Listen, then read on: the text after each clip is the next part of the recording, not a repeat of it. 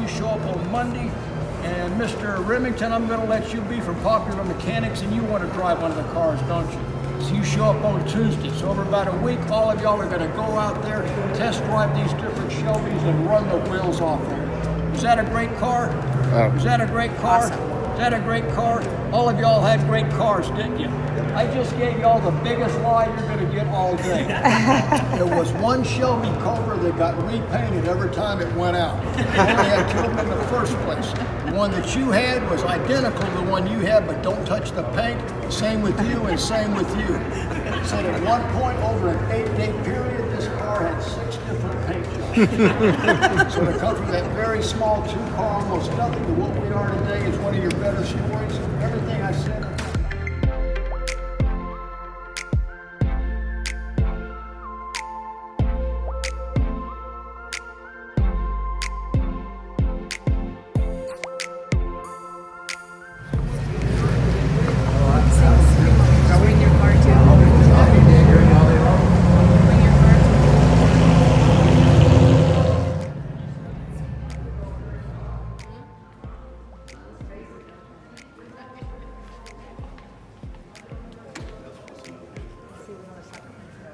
Checking us out. I just happened to be driving by. I didn't realize there was a tour today. My name's Vince. I'm the Vice President of Operations for Shelby. Shelby, we always wear a lot of hats here. I'm also the Senior Designer, Head of R&D, and Chief Test Driver for Shelby. I've been here for 19 years. My job is to come up with a concept, build the first prototypes, prove them out on the track, and put them into production. So I've been doing that for years. I was blessed to be able to work with Carol for about 13 years straight. It was an awesome deal. What we have here, this is our production floor. You don't see a lot of cars in here. The reason is that I have another building across the street. That's where the cars are that are coming in and going out.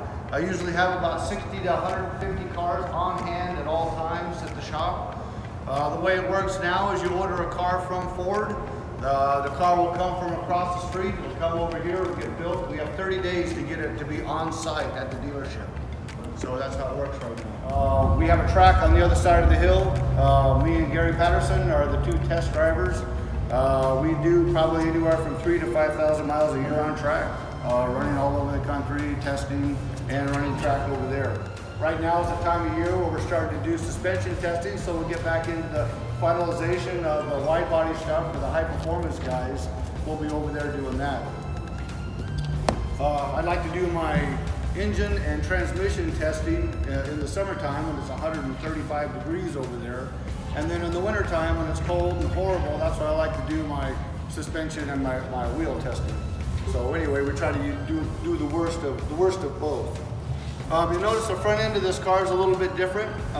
2018 Mustang changed the front end of the car. They came out with this front end right here on the maroon car. There was really no way for me to bring in air correctly and utilize the coolers and everything that we had developed to make these cars run better. So I went ahead and redesigned the front end. So this is all new front end for 2018. It'll run all the way through 2021 with some different changes in the black pieces that are on the car. Designed this car here, this front end here, to bring in maximum air for the intercooler down below. We do oil transmission cooling on one side, oil cooling on the other side, brake duct cooling for the front brakes, little winglets to help evacuate the wind off the front brakes. I took the grill and actually closed the grill off halfway. I wanted to slow some of the air down going through the grill. Another thing I did, it starts a little swirl and helps about 100 miles an hour, give us more downforce on the front of the car. We did a little bit bigger canards on the side, over 130, kind of gives a little stabilization for us. Now, our biggest problem we have is we run superchargers on all our cars. Supercharger is a good thing and a bad thing. Awesome because it makes horsepower. It's horrible because it makes heat. Heat's my biggest enemy. So 2015, I started messing around with the hood designs. 2017, I got it down to where I was pulling about 120 degrees out from under the hood. I'd bring it in from the front right there and evacuate it out the sides. Wasn't good enough. 2018, I wanted to get as best as I could get. So 2018, we also changed the superchargers on the car. The Whipple supercharger actually went from having the supercharger on top with the intercooler down below. They switched it. Now the supercharger's down below, the intercooler's on top. So I wanted to utilize that, you know, as a plus. So what I'm doing now is I bring in air here. I hit the supercharger, intercooler, and then I evacuate right out the back. And then swirl a little bit out and pull a little bit out the fenders also. So at speed on the track, right now, our underhood temperatures are 8 degrees above ambient air temperature. Wow. So we've eliminated all our underhood temperatures. So what that means is, if somebody else has exactly the same supercharger on their car, and you guys are going down the straightaway with this front end and that hood right there, you're gonna have about 25 to 30 more horsepower, and you're gonna get them every single time going into the corner. So these are the kind of things that we try to make better and better and better every year here. When I was working with Carol, he used to always tell me, he goes, you know, I love the way you design my cars, I love what you do. Do me a favor, never ever put a scoop, a wing, a hole, or stick something on the side of my car that doesn't work. Because it isn't efficient, I don't want it. So I think about that every day. And I try to get better and better and better. A lot of people ask, what exactly do you do to make a Shelby Super Snake?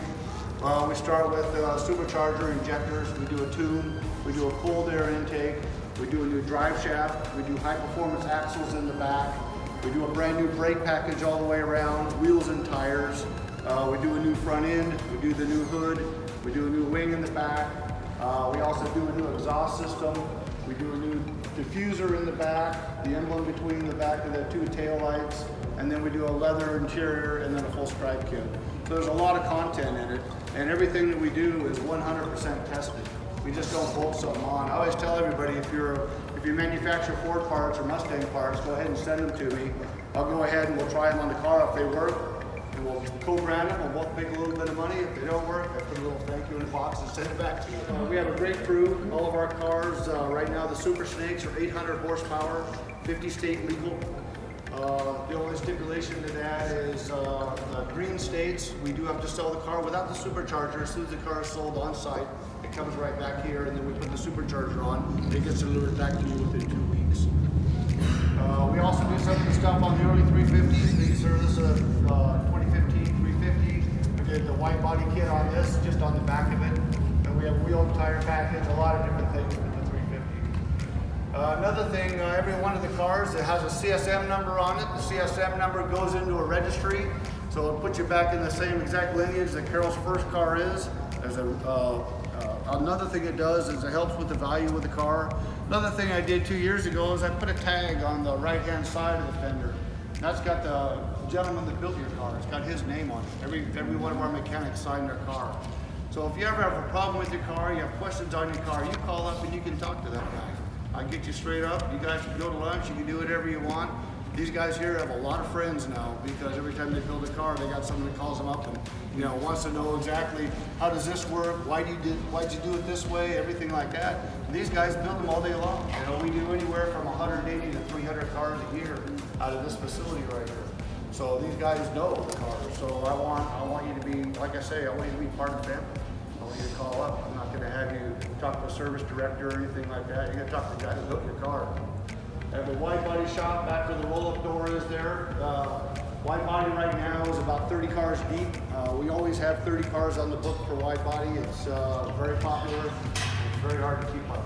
You'll see a lot of trucks on the end down there. Usually it's about three lifts deep. Our trucks, we do all the Raptors west of the Mississippi are done here.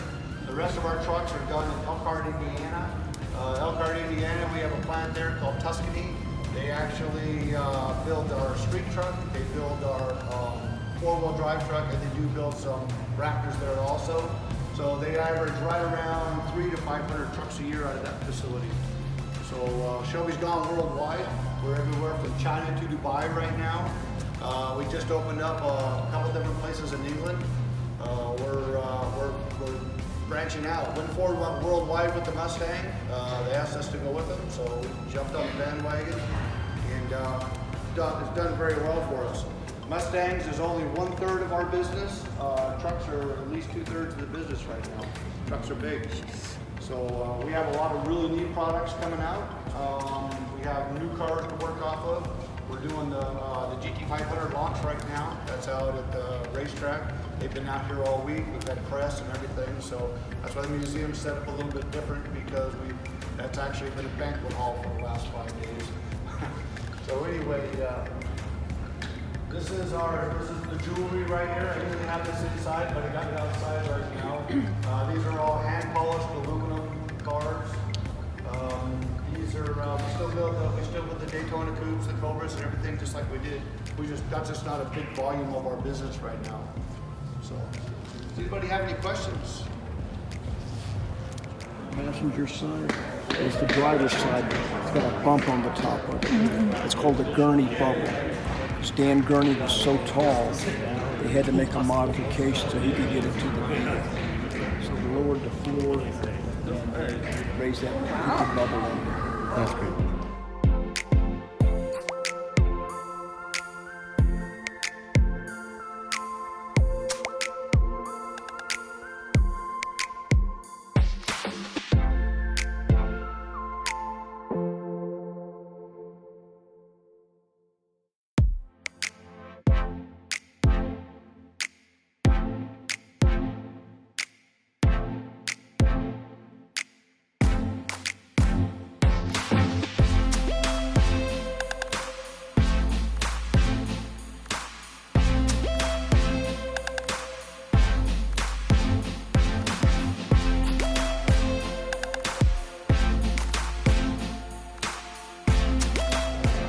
So we're here at the Shelby Museum in Las Vegas, and it's pretty cool to see both these cars right now, because there's a movie coming out called Ford Vs Ferrari, and Ford was going to buy Ferrari, and at the last minute Ferrari decided not to sell their company to Ford, and Ford got really pissed off and said, we're going to be Ferrari and Le Mans. So what had happened is they built these cars, and this car over here was actually driven by Ken Miles, who's played by Christian Bale. You guys will see that in the movie if you go watch it. This car won Le Mans in 1966, and that car won Le Mans in 1964. So these are the two actual cars that went up against Ferrari in Le Mans, and it's pretty cool to see them. They're here just because of the movie release, but I'm super excited to see these cars. It's pretty awesome.